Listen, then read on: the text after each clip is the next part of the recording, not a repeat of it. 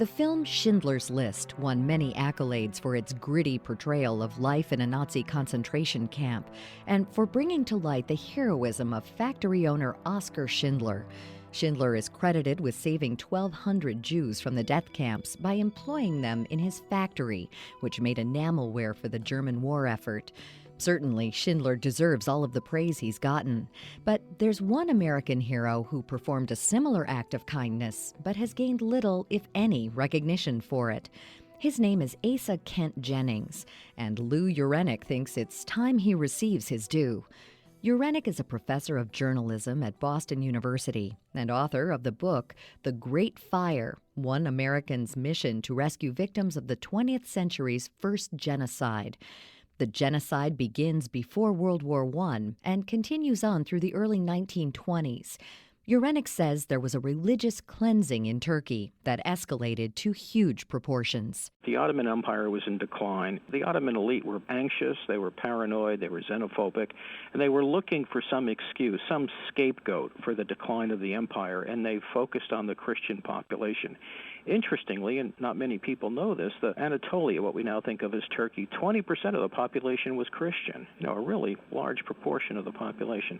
So the Ottoman elite focused on the Christians as a problem, as a disloyal minority, as a kind of fifth column, and that's when the killing began as early as 1912.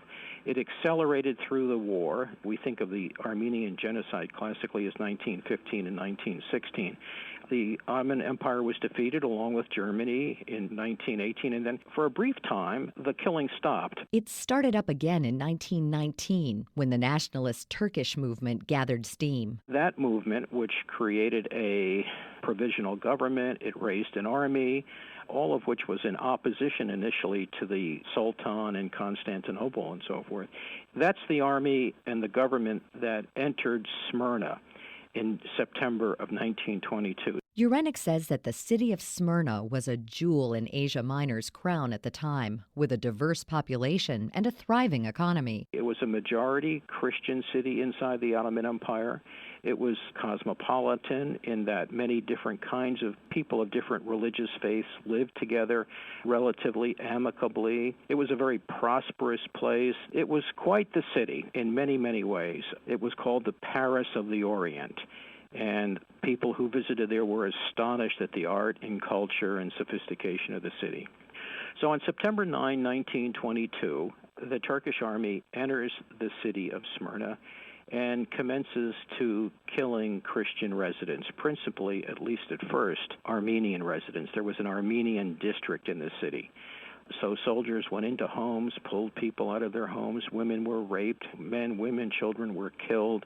Bodies were strewn about the streets. The stores were looted. The killing spread to the Greek Christian section, and the Turkish army continued its rampage of killing and looting there. On September 13, 1922, the army visited its final indignity on Smyrna by setting it on fire. This created an enormous humanitarian problem. In addition to the 500,000 people who lived at Smyrna, about 300,000 farmers, essentially peasant farmers, villagers from the countryside, who had fled ahead of the Turkish army, came into the city of Smyrna. They were sleeping in the streets and the railroad stations and cemeteries, churchyards, and so forth. So the fire caught all of these people, both the people who lived there, the Christians who lived there, as well as the refugees, the Christian refugees in the city, and drove everybody to the waterfront. And so what we had on the night of September 13 was this horrible scene in which at least 500,000 people are caught between a very big fire, and by big I mean 2 miles long and a mile deep. It was a big city. They're caught between this very big and very hot fire in a narrow space on a place that was called the Quay, a kind of waterfront promenade, and the harbor. This is where Asa Jennings comes in. Jennings was an American and a very unlikely model for a hero. He was a little man with big round glasses that magnified his eyes. He had suffered lots of health problems as a young man when he was a minister. He had been an itinerant minister in upstate New York, places like Utica and Carthage and the small towns in the Mohawk River Valley. He joined the YMCA, which at that time had a kind of a missionary purpose. was sent to France after the war. He helped decommission soldiers. Then he went to Czechoslovakia, again decommissioning soldiers, part of the WISE mission. And then he was sent to Smyrna in August of 1922 into a relatively low-level job. He was going to be working with boys on sports leagues and cultivating Christian values and so forth. And so he was there when this catastrophe began. People tried to swim out to ships anchored in the harbor, many of them drowning in the process. Pack animals and people died from the intense heat and smoke, and no one was there to help them. It was Jennings who was moved to take action. He was a member of what was called the American Relief Committee. The Americans, proud to say, the private people who were there, missionaries as well as businessmen, and we had a very big business presence in Smyrna, formed a relief committee. Jennings was on that committee, and one of the things that he did initially, actually before the fire and through the fire and somewhat after, was he had occupied a series of mansions that had been abandoned by their owners in anticipation of the Turkish army entering the city. Smyrna had these big, beautiful mansions made of marble along its waterfront, and he turned them into first aid stations for women. What really needed to be done, however, was to get as many Christians out of Smyrna as possible. For this huge project, Jennings enlisted the help of another American. He asked the permission of the American senior naval officer at Smyrna, a man named Halsey Powell, who later becomes very important to the story, if he could have use of a Navy boat, small boat, and a sailor to go out and ask the captain of an Italian freighter, which he saw out in the harbor, to take some of the people away, some of the women that were in his safe houses, just get them out of the city and away from danger. Powell consented. Jennings went out. He parlayed with the Italian ship captain, paid him a bribe, and the ship removed 2,000 people from the city of Smyrna. Jennings went with them on their trip to Lesbos, which is a Greek island nearby. And when he got there, he saw that there were lots of empty merchant ships. These had been used as troop transports by Greece. And he thought, if I can get access to these ships, and if we can find some way to allow the Turkish military to allow the Greek ships to come into the harbor, no small thing, by the way, maybe we can begin to evacuate people and save lives. Jennings managed to secure 50 ships, while Powell negotiated with the Turks to evacuate the Christians and planned the logistics. Urenik says that Powell did not have permission from his Navy bosses to do all of this. Powell was putting his career in jeopardy. He had been told not to get involved. Protect American property, the tobacco warehouses and the Standard Oil tanks and so forth, but don't get involved in what is a domestic situation, a in-country situation.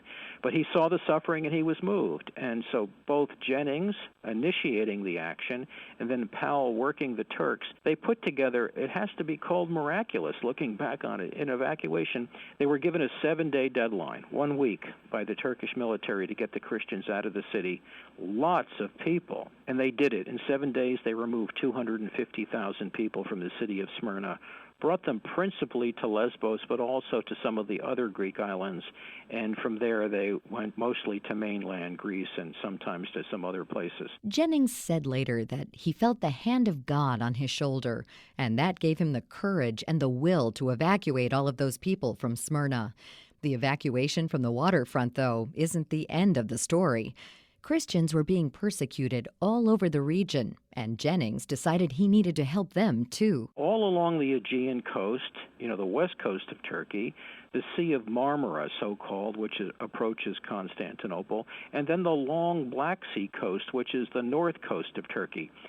Towns were just full of refugees, and nobody was removing them. So after Smyrna, beginning in, let's say, late October of 1922, Jennings went to work again on his own. He was not acting with government portfolio. He was acting on his own initiative. He was able to charter ships. Near East Relief paid for many of them. The Greek government paid for some others. Money was raised, and he began chartering ships, and he himself went on these ships, brought them through the Bosphorus into the Black Sea, and then ultimately Halsey Powell reconnected with him, Powell once again providing U.S. destroyer escort in some cases to the ships. By the end of his efforts, Jennings is credited with helping 1 million refugees escape to safety.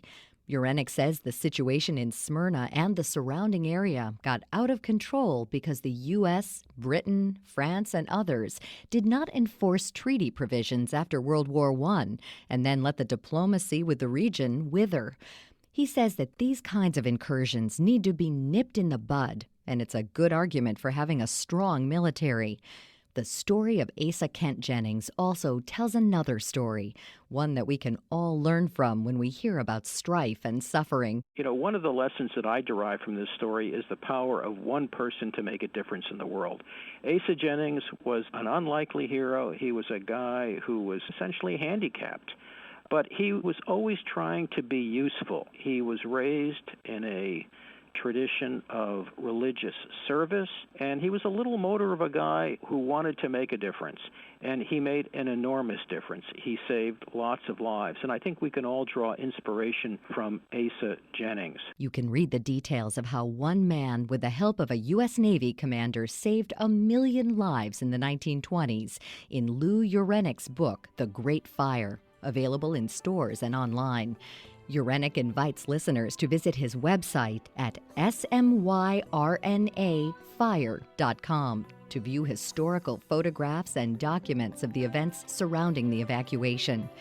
For information about all of our guests, you can log on to our site at viewpointsonline.net. You'll also find archives of past programs there and on iTunes and Stitcher. Our show is written and produced by Pat Reuter. Our production directors are Sean Waldron, Reed Pence, and Nick Hofstra. I'm Marty Peterson.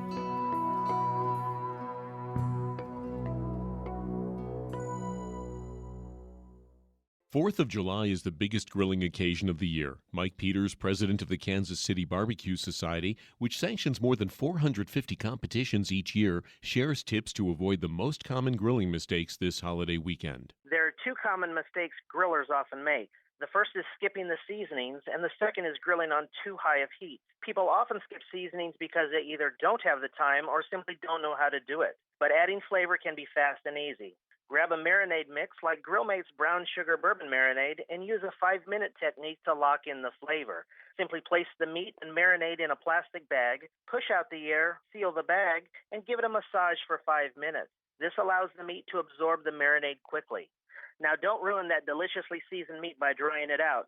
Take a tip from the top pit masters and go low and slow. Grill on indirect heat until your meat is cooked through, and then finish over high heat for a nice sear on both sides. For these ideas and more 4th of July recipes, visit grillmates.com or find GrillMates on Facebook.